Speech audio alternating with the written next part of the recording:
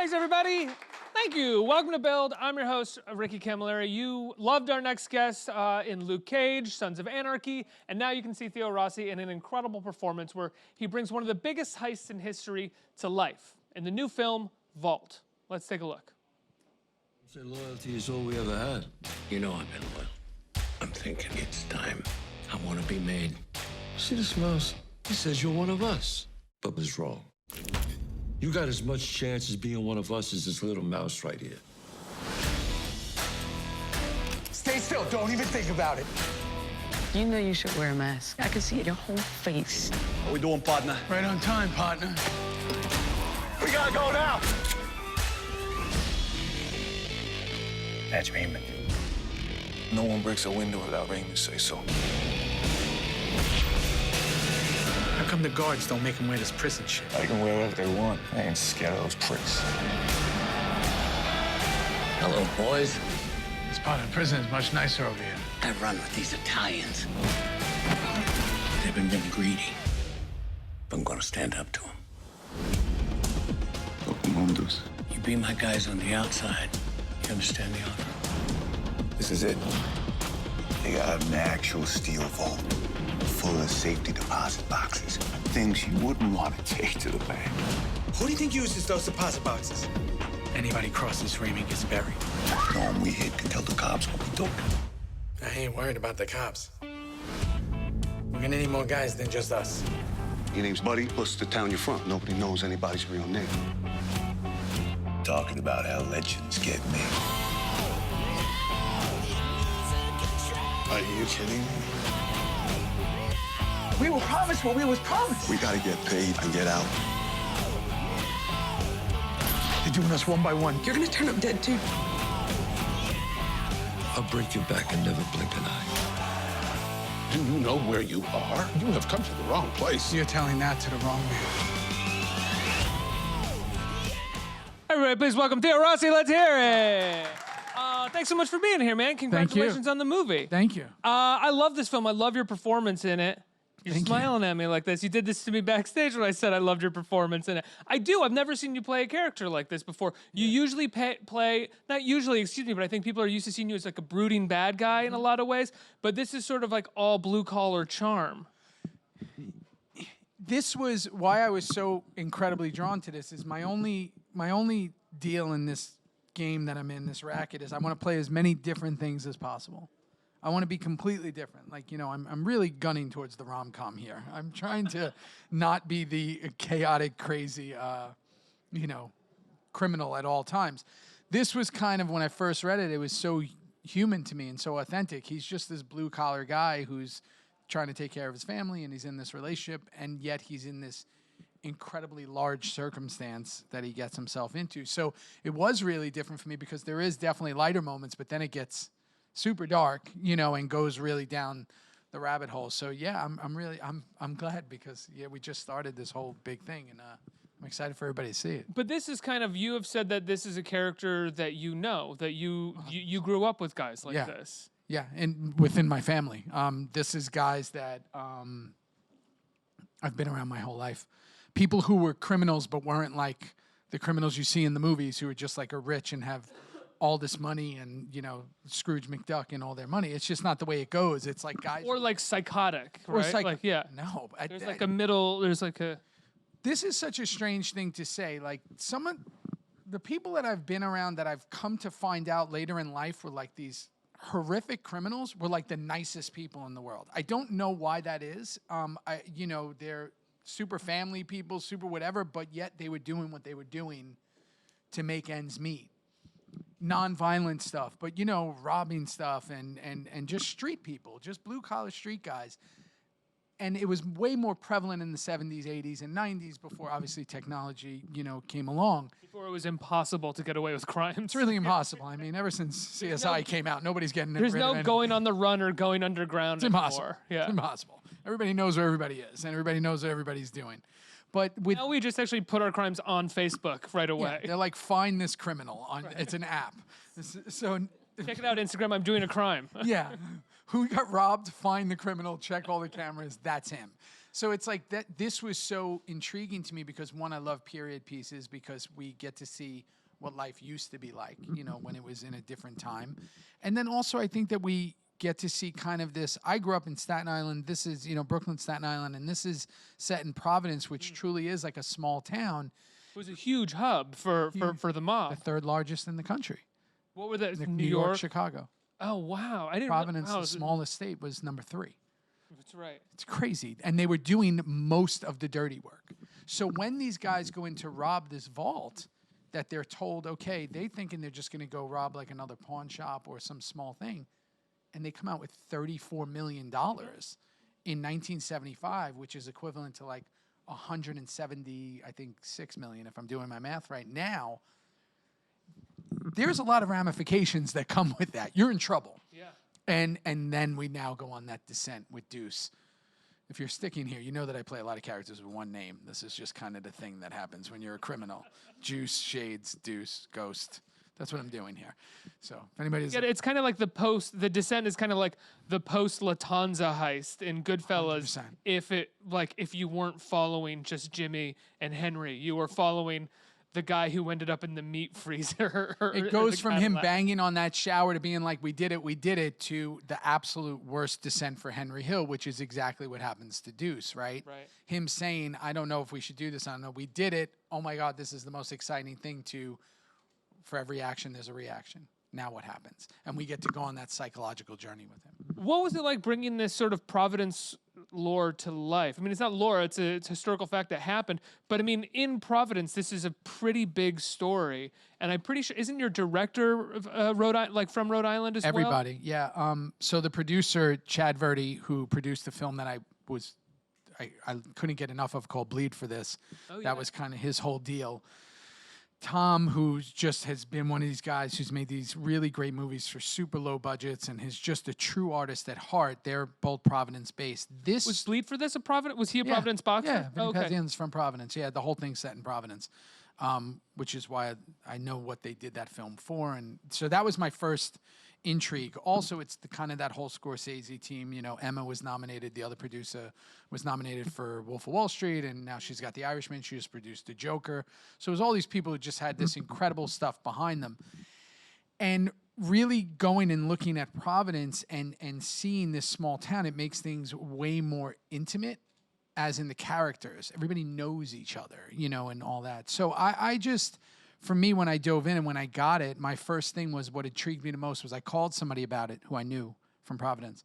And they said, oh, this is like a bedtime story. Yeah. Everybody tells their kids this story at night of these two normal guys and their crew that robbed this bank and came out with millions and millions of dollars. I said, oh, I have to do this movie because it's been like folklore for so long, and this is the first time it's on screen. It's also a lot of fun to watch a mob movie that plays with a lot of the mob tropes and subverts them, but is not in Brooklyn or Staten Island or Manhattan, which is where they're always set. And at this point, I can't watch a mob movie that takes place in Manhattan or Brooklyn 100%, at this point anymore. unless it's a period piece. Right, exactly, unless it's a period piece. But for some reason, this being a period piece as well as being in Providence, that immediately injects it with a freshness that is kind of unexpected. Yeah, I feel the same exact way. And I mean, when I first heard this, I've actually gone out of my way to kind of, I really haven't done a lot of New York stuff, which is very odd, growing up here. And, even though I left at 17, 18, and came back. Well, Luke Cage, but that's a different kind of New York. Different kind of New York. It was, a fantastical New York, and yet at the same time very Harlem-based. But it was just, I think with this, it was a fresh take. It was also a story I never heard. And I think that that's kind of where we're at. Also, we're at a period in filmmaking right now where it's very hard to make films about right now. It's just hard because we live in a very different world. If you're in an airport or you kind of go around, everybody's on their phones. So it's very period pieces when we're telling old stories or seemingly where the drama, and this is definitely has a lot of comedy in it as well as drama. Oh, yeah. It's where the stories are living unless you're in the superhero world. So you're kind of like period pieces, historical stuff, biopics, and then we're true stories, and then we're living in that other world. So to get this kind of full scope acting with people like Samira and Clive, and Samira's just phenomenal in it. She's phenomenal in everything that she's in, and Chaz and Don. That's where films like this live.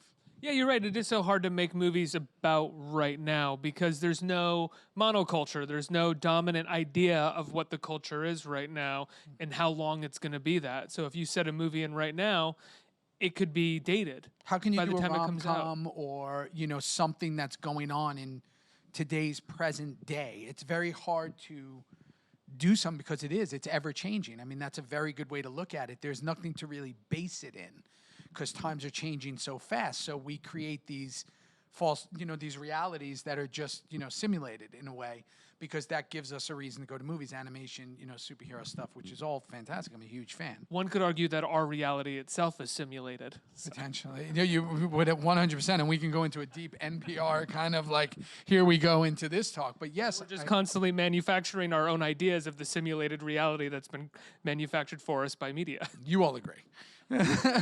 No, but that's the Let's truth. just talk about it, guys. What are we doing, guys? What are we doing here? Where are we living inside these phones?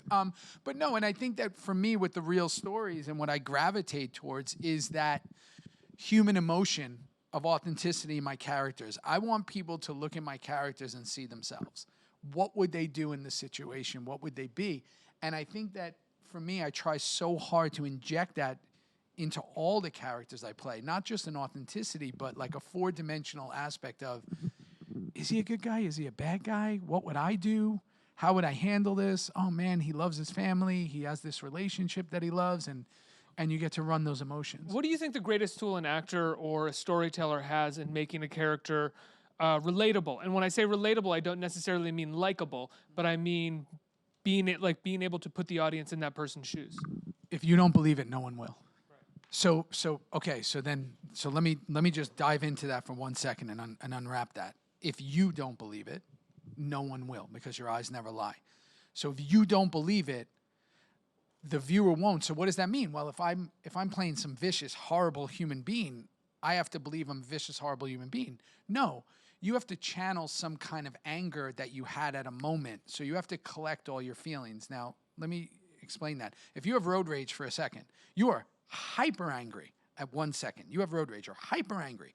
You have to remember what you felt in that hyper anger. Take it, put it away. So when you're doing something that you would never do as a human, you know, hopefully not like some physical violence or some kind of thing in a show, which I've done, you have to channel that road rage moment because you felt that rage. So how do you channel that, right? It's like a lot of actors fall into the trope of like, if I say, and I know this from producing, if I'm like, the character's really angry in this scene, they're like, "Arr." I'm like, no, people don't do that when they're angry. That's like what people do in bad movies. Right. A lot of people laugh when they're angry. A lot of people get quiet. A lot of people just like literally can't even look at someone.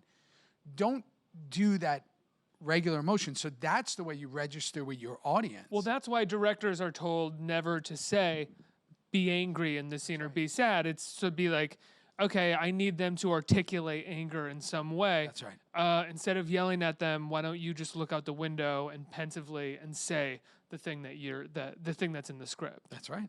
Yeah. And there's you know, there's a part in this film, I mean, towards the end where something happens that most of it is played with just looks, where it's like the bewilderment of it. And when you're acting, you're only as good as your dance partner in a scene. So when you're acting across from Samira, and I've been so fortunate in this business with incredible lead actresses that I've been working with, from Katie Segal, Maggie Siff, to Alfre Woodard, to Samira, that I have these incredible dance partners that only make me better. So when they're there and those eyes aren't lying and your eyes aren't lying, you don't really even need words. And that's what the camera is seeing. So that's where your authentic self's going to come out. So you have to believe it. And I think that you have to be in it.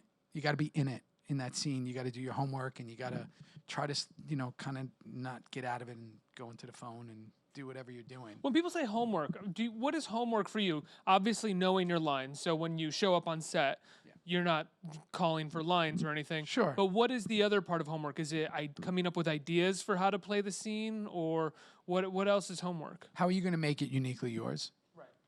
How are you going to differentiate? Your greatest asset is yourself.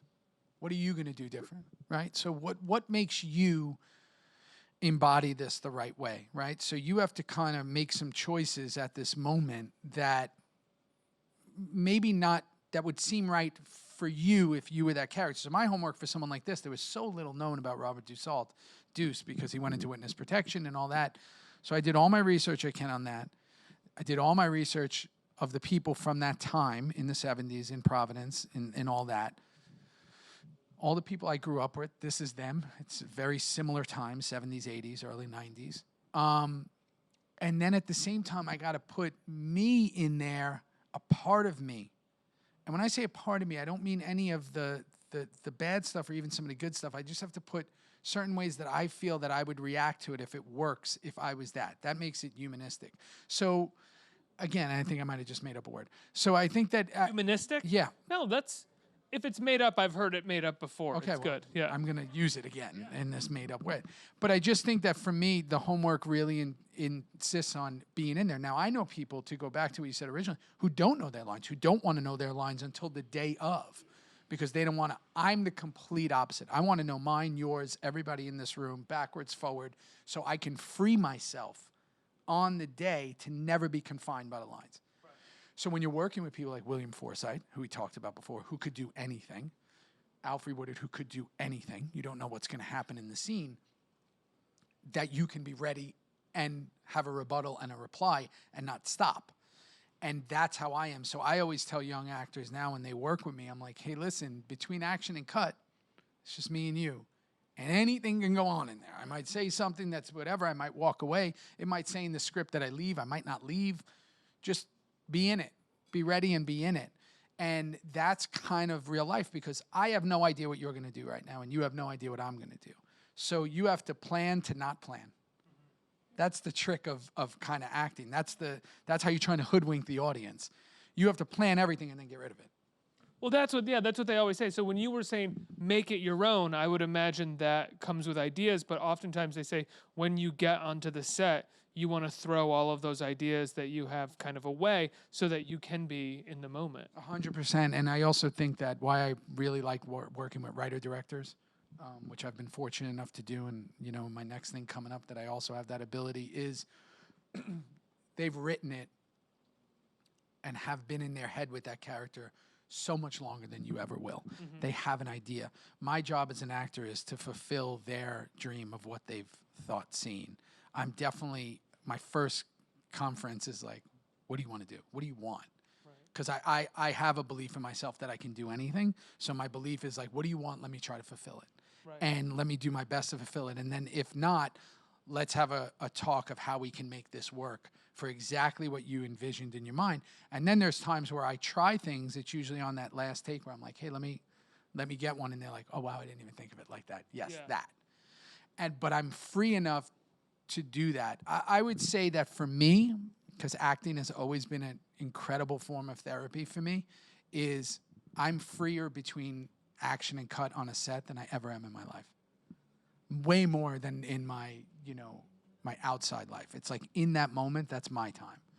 And I could just be whoever I want and do whatever I want. It almost becomes that you almost become slightly addicted to your character. So which is why I like building and doing whatever. And I am fortunate enough to play pretty complex people. You said your next project, I'm not sure if you're referring to something that you have just coming out? No, that I start in July. That you start in July? Yeah. Is this the Zack Snyder project that you're going to be a part of? Yeah. What can you tell us about that? It's crazy. It's the biggest budget film I've ever done. Netflix, right? It's Netflix. Wow. Yeah, huge budget, and it's Zack at his purest, and I'm so excited to work with him. He's an amazing person, and it's me and Batista and a couple other amazing actors and we're still kind of rounding that out, and it's just wild. It's wild, and I think that people are just gonna have get a real kick out of it. So he's written this one. Written, directed, co-wrote, directed. Yeah. Wow! And when you met with him to talk about the part, yeah. what is that conversation like? He's like Dolly with the camera. He's a genius. He has a vision of everything. Talking with him is like your dream of talking to a director. He has it all. He sees it all. And if you look at his visual work, and if you look at things like 300, and you look at Watchmen, and you look at Batman, Superman, and Justice League, and all this, he's just visually so absolutely incredible.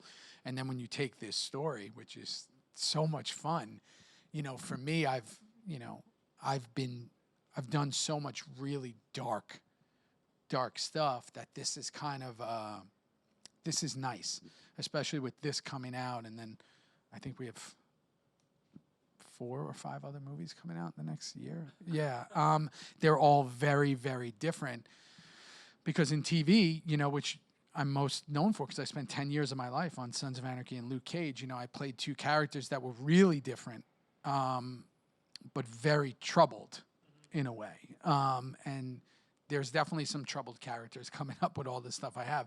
This is more like something very different for me. Really different. I think we have time for a couple questions from the audience. Who has a question? Hey, right here. Hi, Theo. Huge fan. Thank you, brother. Yeah. Well, I learned that during the production of this film, I learned that one of your main inspirations for this character Deuce was actually Burt Reynolds, who recently passed away last year in 2018, and a huge legend. Basically, my question is, you know, like what was it about Burt Reynolds that basically inspired this character Deuce?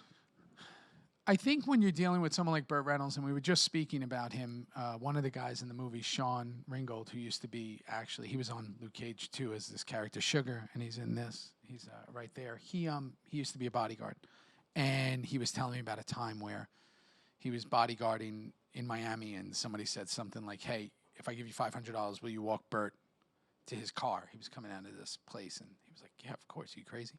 And it not just happened to be Burt Reynolds; it also happened to be Jack Nicholson. The reason I say that story, Burt and Jack together, which is crazy if you're a film fan and you're anything about the history of film. Burt represents a time that is incredibly different. I believe that we've come to a time where the movie star has kind of started to wane. We're not in that position of we know so much about everybody. Burt represented a very authentic, blue-collar human being, a guy who played football and was just very honest and funny and a leading man and had a certain appeal to him that for someone like me, when you're young and you're watching Smokey and the Band, you're looking at all this stuff and you just go, man, that's a movie star, right? With Deuce, it was kind of finding that authentic thing that I thought Burt brought. People like Burt, people like Gene Hackman, people like Paul Newman, that they brought to not just their characters, but them as people. They didn't really have to change themselves. They weren't really or trying to change themselves per role, which didn't take away from their performance at all. Like John Wayne is like that. Yep. One could even say like Keanu Reeves is kind of like that now. Yeah. Anthony Hopkins, you go into these roles and you sort of play a version of yourself consistently. Who? Morgan Freeman. Yeah, Morgan Freeman as well. Yeah, there's a lot of them that their personality in general is so incredibly interesting. Samuel L. Jackson. Yeah, you could just watch them all day because they're really interesting in who they are. I've always created and escaped into characters, and I think with Burt, I was really more focused on looking at him and the look and kind of the whole thing. Yeah. One more. Hi. Hi, Theo. So I really loved your portrayal of Shades in Luke Cage. Yeah. I love the complexity of the character. So I just wanted to ask you, were there any challenges or aspects of the character's sexuality that you really wanted to bring to the portrayal?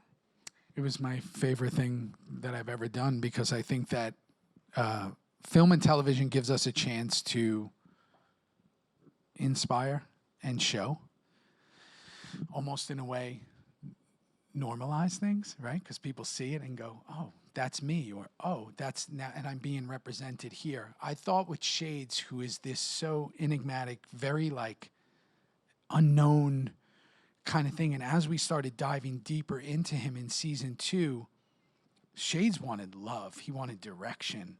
He'd been hurt. And when you can go and see the pain that he had been through, maybe by not living the life he wanted to, because of he was scared, and I don't think he's ever been scared. I think maybe because he didn't want to show a certain form of himself because he was in this criminal organization. And kudos to Marvel and Netflix and all that for really kind of bringing that and exploring that for even just a second, right? Of that character, because I don't think it had been done. So he has this incredible relationship with Mariah, but yet him and Comanche have this thing that you could tell was really at his heart. So you can't earn the cry unless you have the laughter in the beginning. And I think to see him and Comanche together, to hear their story about their history, and then what happens with them too. It makes it almost more even devastating. And then you understand maybe a little why Shades is the way he is.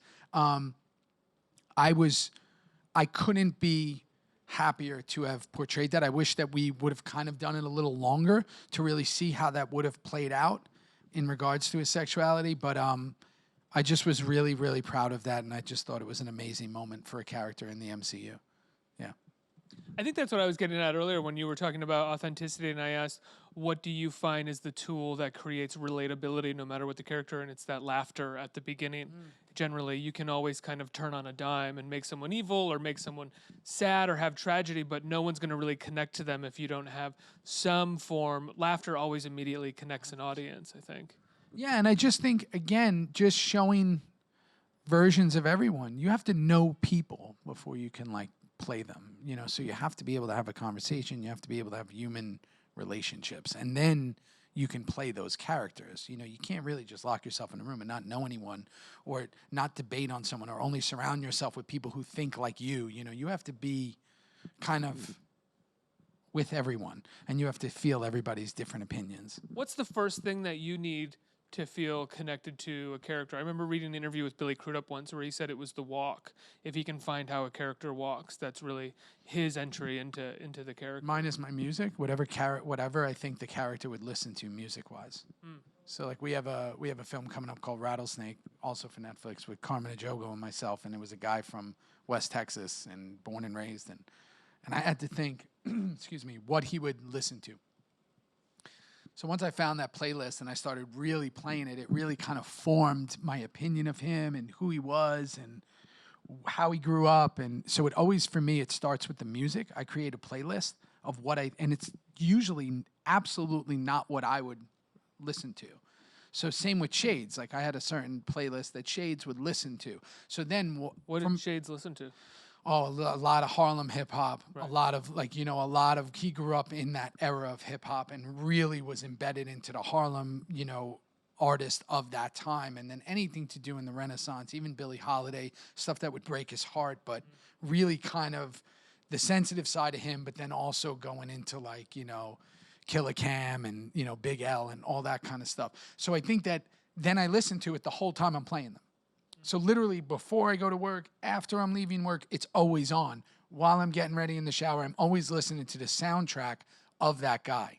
Because what Theo would listen to is not what Shades would listen to. It's not what Deuce would listen to. It's not, once I have the music, I have the character. What did you have Deuce listening to? 70s stuff. Yeah. A lot of KC and the Sunshine Band and a lot of crazy stuff that that would only be available. So if I knew the movie starts in 1975, it's 1975 and under. You know what I mean? Nothing new. And I have to truly force myself to not listen to new stuff when I'm playing with them, and I have to have that discipline to only live in that. But that's what works for me. I know a lot of people, like you said, it's the walk. A lot of people, it's the look, the clothes. Al Pacino used to say if he can go out to dinner in the character, then he knows he can get it. I'm getting way better at turning it off and on because I used to be blown away by actors who can just do it, rage, and then they say cut, and they're like, hey, what was I saying? And I'm like, oh, man, that is incredible. How do you do that? How do you do that? You basically become a form of bipolar in a way. You're literally able to switch it on and switch it off. And then there's others that have to stay in it the whole time. And can't be around people and have to go in the corner with music on. And I used to be like that. I'm getting way better at accessing my emotions faster, having them on inventory and just pulling them. Right. And I think that only comes with everything with time. What you're doing here, you learn what you did wrong or what you did right, and you're constantly doing self-inventory of yourself and how to access to get what you want and to make this a better presentation. So I think that goes for in life. The only way we can move forward is if we're constantly looking back at the things that worked and the things that didn't work. And that goes for acting as well as life. There's also the element of once you, and it's different for acting because I'm not acting, I'm just sitting here talking. But there's that feeling of once you get in front of that camera, like you don't have anywhere to go. That's right. You have to do it. That's like right. 20 minutes before the first interview that I had to do today, I was sitting in a makeup chair and I was going like, I don't really feel like being on stage today. I don't really think I'm going to be able to. Right. What am I going to talk about? I don't even know what I'm going to do. Then as soon as I sat down, I was like, oh, I know how to do this. This is Right. gonna, here we go. Let's go. It becomes second nature, and I think that's the whole deal, because you're going to be eventually alone on the free throw line, right? It's almost like someone whose parents have done everything for them, and then all of a sudden they're out in the real world and they're like, hey, what do I do here? You have to go out there. You have to be on the edge of the plank. You got to kind of be on that free throw line by yourself, and the only way you're going to know that you have the tools to do that is by life experience. I can't play people if I don't know them.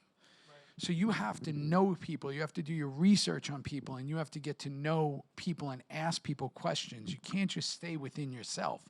And I think that as an artist has become, we're looking at falsehoods a lot in the world we live in social media and all that. We're just looking at people giving the life that they want people to believe they are. But that's not their true life. So I'm more interested in people's true life because that makes me play a better character. So for me, as I get older and hopefully wiser, and I don't know if that's necessarily true, I have a better, more inventory to access more tools in my toolbox. Absolutely. Theo, Vault comes out this weekend, Yep. right? This Friday. Yep. People can see it in select theaters. Yeah, I think it's in 10 cities. Right now it's playing in Providence. If anyone wants to go there, it's killing it in Providence. And then love it in Providence. They Who love it would've in thought? Providence. Who would have thought? It's killing it there. And then, yeah, I think it opens small, and then if it does really well, they go bigger, and it's that whole game. Theo Rossi, everybody, let's hear it. Thank you, guys.